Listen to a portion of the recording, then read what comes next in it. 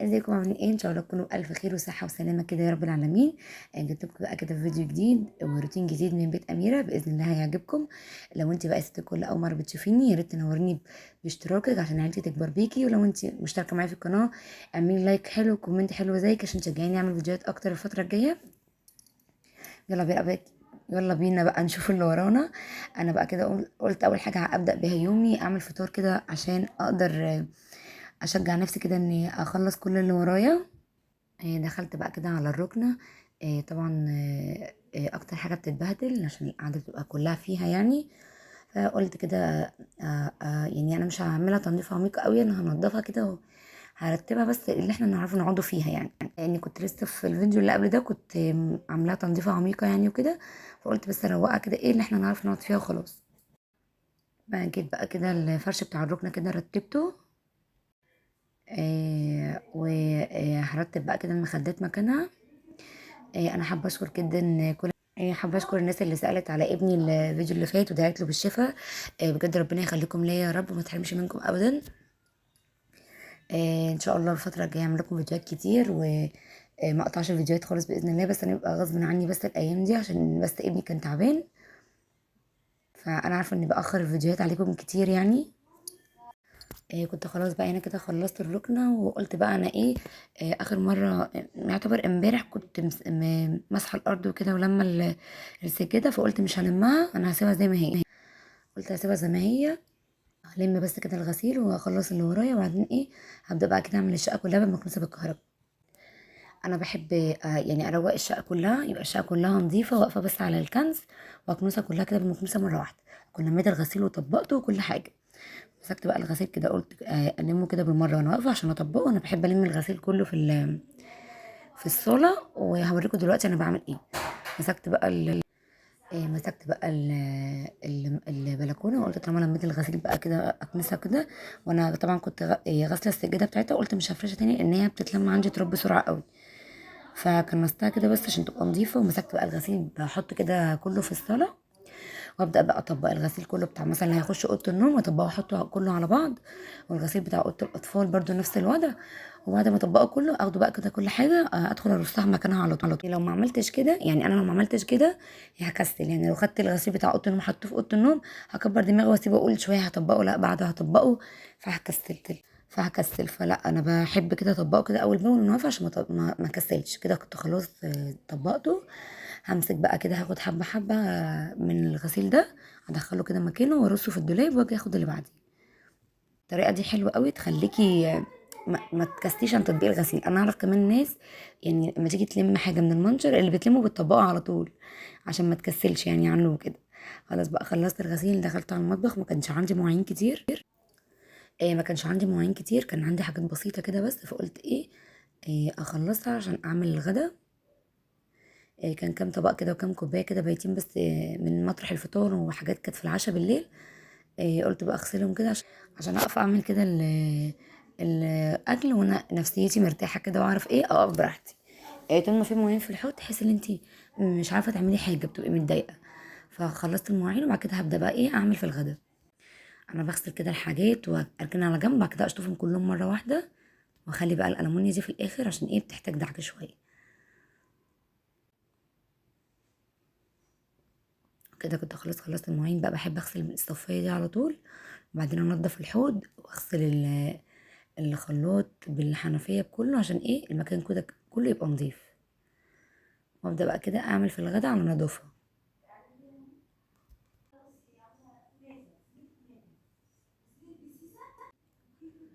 خلاص بقى همسح بقى كده مطرح الميه اللي نزلت مني وانا بغسل الحنفيه. وبعد كده بقى ايه ابدا اشوف ايه تاني ورايا هعمله. اه نسيت اغسل الحوض يا جماعه.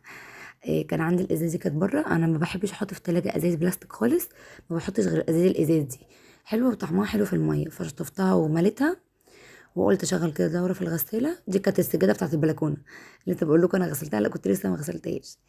وهبدا بقى كده جبت البتاع اللي لسه غسلاها دي عشان انا هعمل باميه، بس مش هعمل باميه كتير لان انا بحب اعمل يعني على قد الغدا بتاعنا ما تفيتش مننا حاجه. فجبتها كده وحطيت فيها شويه زيت وبدات كده اقطع فيها بصلايه حتت صغيره.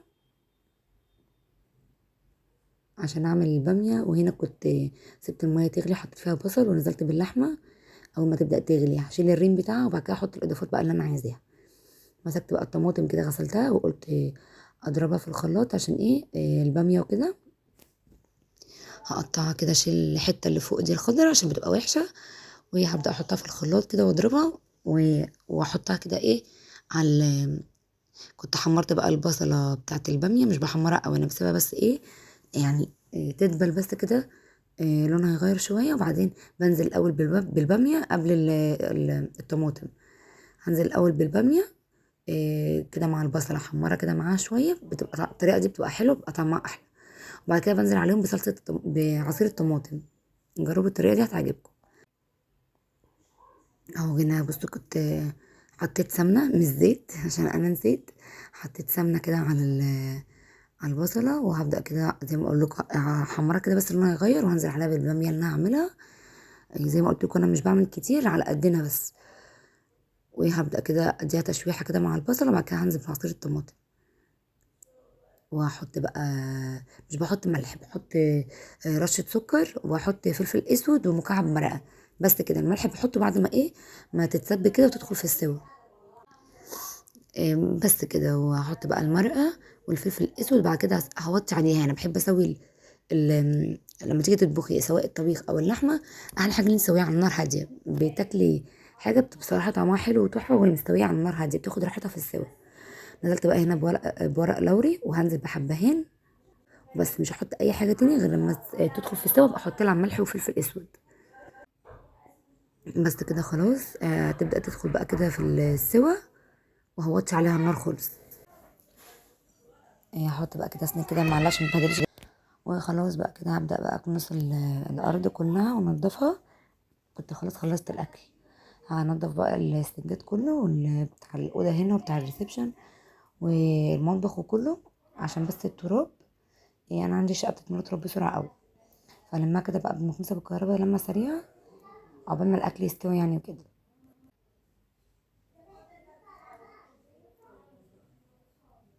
طلعت كمان على الصاله، قلت اخدها كده معايا بالمره.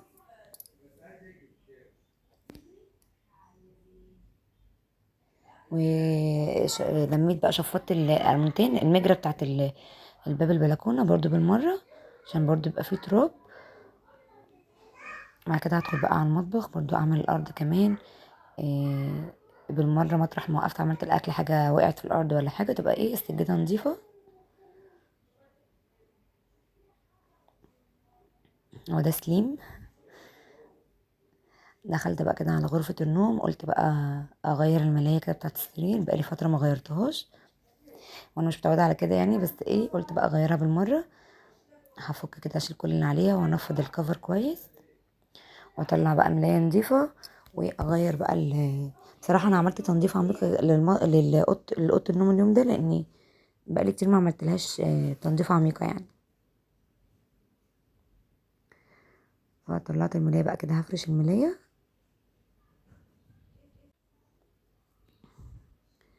الملايه دي جديده لسه، كنت اول مره بفرشها، بس شكلها حلو يعني. عايزاكم تدعولي اليومين دول كتير قوي، لان ابني الصغير تعبان. وانا خايفه يطلع يبقى نفس وضع اخوه يعني، ويحتاج عمليه. فيا ريت تدعوا لي كتير بجد، مستنيه دعواتكم. ادعوا لي كتير قوي ان ربنا يقف معايا ويشفيهم لي، وما يورنيش فيهم اي حاجه وحشه، ولا اولادي ولا اولادكم يا رب. عشان بجد انا خايف قوي لا يطلع يحتاج عمليه زي اخوه يعني.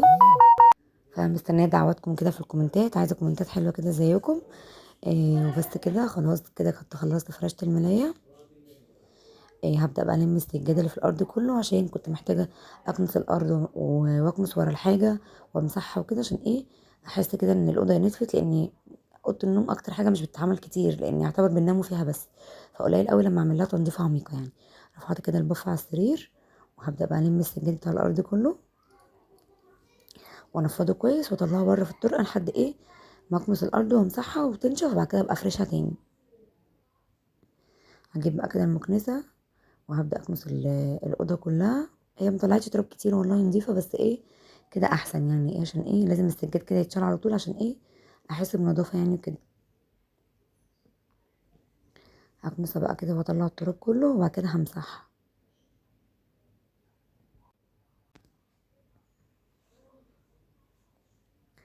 جبت بقى الملمع الخشب وقلت لمع الدولاب، بقالي فتره ما لمعتهوش.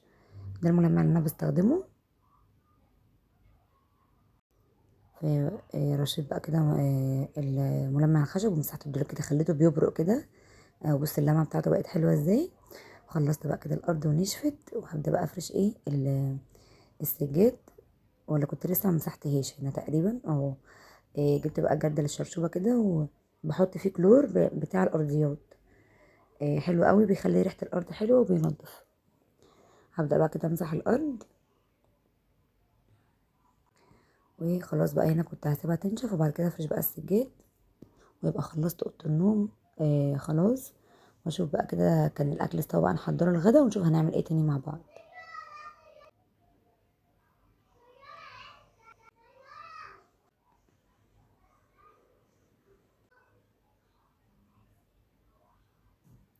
هنزل بقى كده الستاره. انا برفعها بس عشان ما تتبلش مطرح ما نمسح الارض، وبعد كده رجعتها كده مكانها. وخلاص بقى كده هفرش بقى السجاد التاني، وكده ابقى خلصت الاوضه الحمد لله.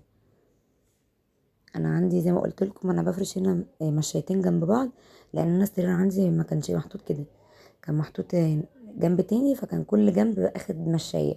فلما نقلته كده المشايتين دول بيتحطوا جنب بعض. فهفرشهم بقى كده، وينزل بقى البف من على السرير بتاع التسريحه، واوريكم بقى الاوضه بعد ما خلصتها.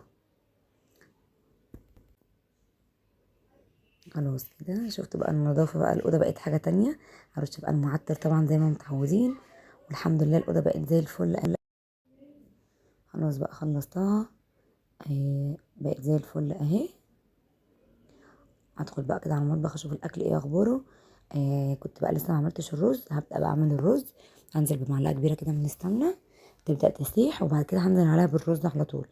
رز غسلاه ومتصفي كويس قوي، وانزل عليه كده بالسمنه، اقلبه كويس كده، اغلفه كده كويس قوي بالسمنه. واول ما يبدا كده احس ان كله بقى اتغلف في السمنه وسخن، هبدا انزل عليه بالميه على قد معيار الرز بالظبط. اهو زي ما انتم شايفين.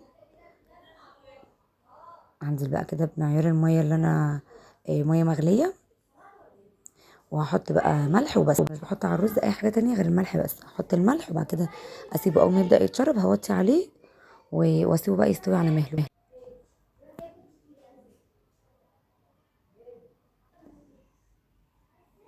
هوطي بقى كده عليه واسيبه بقى ايه يستوي على مهله كده. كنت خلاص بقى وحطيت الاكل. بص الاكل حلو ازاي، بجد كان طعمه تحفه. خلصت بقى على طول الغدا، وقلت بقى ادخل اغسل مواعين الغدا على طول، عشان ما يتكومش عليا اي حاجه. يعني اول ما اتغدينا على طول كان بس النور قطع. بعد ما اتغدينا سبت اول ما النور جه، قمت بقى اغسل المواعين على طول، واشوف بقى هعمل لهم ايه تاني. كنت عايزه اعمل لهم حاجه حلوه بقى كده يحلوا بيها، فقلت كان عندي جيلي، فقلت اعمله. بس هوريكم دلوقتي انا بعمله ازاي، بس ايه اخلص المواعين. وطبعا هغسل الحوض واغسل الفوطه بتاعه الحوض، عشان تبقى كل حاجه كده ايه نضيفه، واقف بقى اعمل الجيلي على النضافه. انا الفوطه دي ما بستغناش عن الفوطه بتاعه الحوض دي، لازم على طول تبقى قدام الحوض. خلاص غسلت الحوض بقى وهشطفه، ومسحت بقى كده كل حاجه حواليه، والدنيا بقت زي الفل، وبوتاجاز نضيف، والمواعين هنا بتتصفى بتاعه الغدا. وخلاص بقى. بصوا هو الجيلي مكتوب معياره، بيبقى مكتوب على العلبه يعني، ان انت على الباكت الواحد بتحطي كوبايه ميه مغليه وكوبايه ميه بارده. بس الطريقه دي بتبقى تقيل، بيبقى تقيل قوي. انا مش بعمل كده، انا حطيت هنا كوبايتين الاول ميه مغليه، وهنزل باتنين باكت من الجيلي. وطبعا هحط عليهم سكر، عشان هو بيبقى محتاج سكر. لو انت مش بتحبي الحاجه مسكره قوي ما تحطوش سكر. هنزل كده بالاتنين باكت، وهقلبهم لحد ما يدوبوا كويس. اقلبهم كده لحد ما يدوبوا كويس خالص، وبعدين هنزل بده كوبايه ميه ساقعه. يبقى انا كده زودت كوبايه عن المقدار اللي مكتوب على العبوه. فهمتوني؟ هنزل بقى كده بالميه الساقعه، وبرده هقلبه كويس، وبعدين بقى ابدا ايه افضيه في الكوبايات او في الاطباق زي ما انتوا حابين يعني، وتدخليه بقى التلاجة. وبجد هيبقى طعمه حلو قوي. وكده خلاص انا وصلت معاكم لاخر الفيديو. الكميه اللي انا عملتها دي عملت معايا 6 كوبايات بالظبط، 6 كاسات من دول. يا رب يكون الفيديو عجبكم واستفدتوا منه حتى لو بحاجه بسيطه. هستنى كومنتاتكم الحلوه وتعليقاتكم، وقولوا لي عايزين فيديوهات تانية على ايه، عايزين اعمل لكم وصفات على ايه، وباذن الله هعملها. هتوحشوني كتير، ومع السلامه حبايب قلبي، في حفظ الله وفي رعايته.